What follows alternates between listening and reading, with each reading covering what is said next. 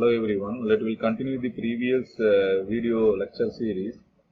From the topic name is time and work. It will be a VQAR subject 2. Okay. So in this particular subject, the time and work is a very important topic. So here we are already seen in the fourth question in our last video. If you have any doubt on this or any clarification, you can refer the particular video. Okay. We will continue to the next question.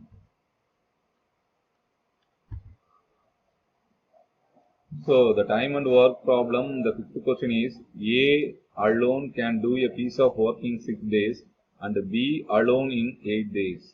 So A and B undertook to do it for rupees 3,200 with the help of C. They completed the work in 3 days. How much is to be paid to C? So the A alone can do a piece of work in 6 days. Okay. So and B alone in 8 days. A and B undertook to do it for rupees 3,200 with the help of C.